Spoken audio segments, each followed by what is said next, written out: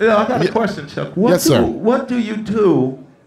I speak to a lot of young cats, and they know, P, this is an unfortunate time to be an MC nowadays. What do we do? How do we get our music out? How do we get known? Like, what's the precepts? First of all, we got to know our history, D. One reason, if you know your history of music, you understand that every decade got its own rules and regulations and got its own situation with it. Records first came out as advertisements for live shows. So the records were almost secondary because the act was the Then all of a sudden, after World War II, record industry took on a whole nother thing where it became a business that actually kind of like paralleled an act making money on the road. Then it superseded that in the 80s and the 90s. You know, just check Britney Spears and all those people. I mean, you know, all of a sudden they making records and all say, oh, I just want to check out the act. Oh, that's the act? Oh. Yo, I mean, I just said Britney Spears, but like, oh, ain't like she gonna beat my ass. Come on now. There was a standard even in rap music and hip hop that when it first came along, Grand Wizard Theodore and everybody said, well, this is standard, so record just came out to say, well, I gotta check them out. Now understand, Run DMC's records was mighty, but when you checked out Run DMC, they were even better than records. It's like, wow. Because that was something to actually achieve to gravitate to. In the convenience of the 90s, when people start saying, oh, you know, I got my video is on BET, so I ain't got to get down in Skokie. I ain't got to go to, who want to go to Evansville, Indiana? They could see my video and drive their ass to Chicago. And then the laziness just seeped in for the artists. All that disappeared right by 2004, 2005. Out of here. Now's the best time because everything is leveled out. Now, I don't know, you might get all these stories of riches and, you know, the Jay-Z stories and cats want to get put on and all that, but you know what, seriously? It's 2008, people. It ain't 2001. It ain't, you know, Puffy's video. I don't care, Puffy. It ain't Puffy's video where he's, you know, like, or it ain't the story where people are fooled by, you know, the one ugly dude with 8 chicks in the jacuzzi anymore, pouring $700 bottle, whatever the in the water. That shit ain't fooling the average 12-year-old no more. Because the average 12-year-old want to get put on. So I would say right now it's a time to really understand how do you do your art and understand the money you make is the money you save. Don't go out there trying to say, you know, I don't know how to do none of this, but I got an investor. Don't take an investor's money and throw that shit away. That shit ain't gonna guarantee you jack.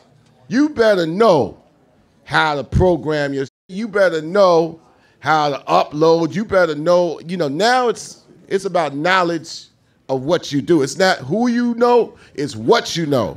Because the money you make, people, I've been saying this how long? 15 years. At the beginning, I told people, I said, everything gonna be internet, downloadable. And it was like, nah, I'll never see that, son. I'm gonna be buying cassette tapes, man. Matter of fact, I'm telling everybody, it's a perfect promo item to send around. So when I say, no, you don't want your shit copied, send a cassette around. I don't want my shit, like, downloaded illegally, like you got control over that shit. Nah, the money you make is the money you save. If you're able to come and make your project for little as cost, then you start to go into what? Into the black a little quicker.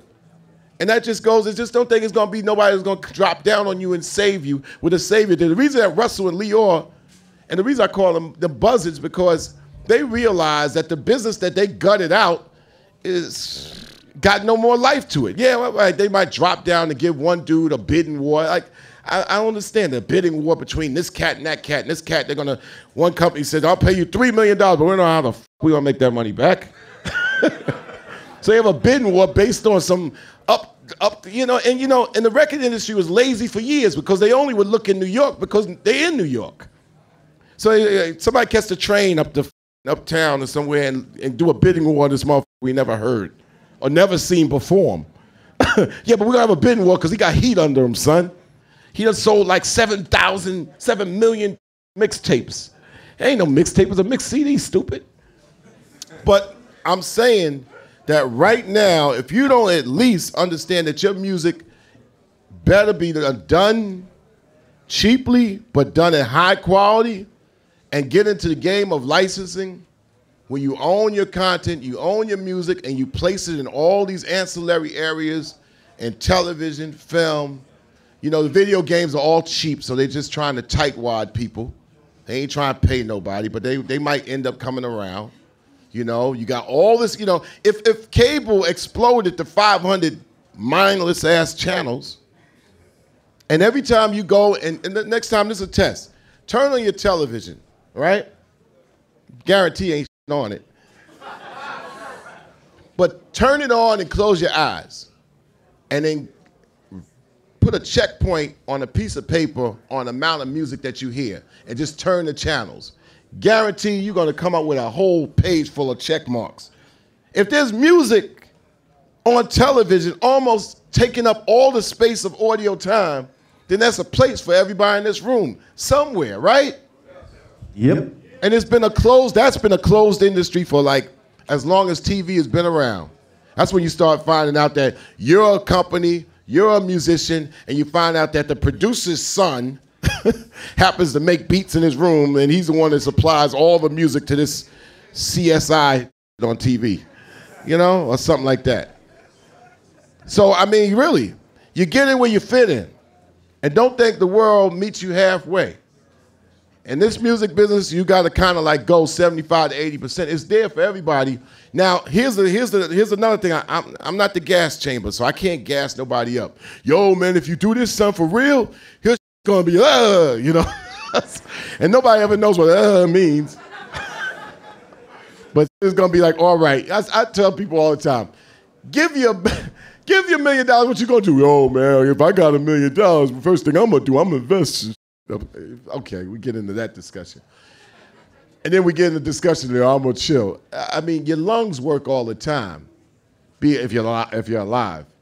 Then involuntarily, they just keep working. So it's a reason for you to always involuntarily be involved in what you love. You can have a job, I tell people all the time, do your job, but if this is your passion, don't never stop doing your passion.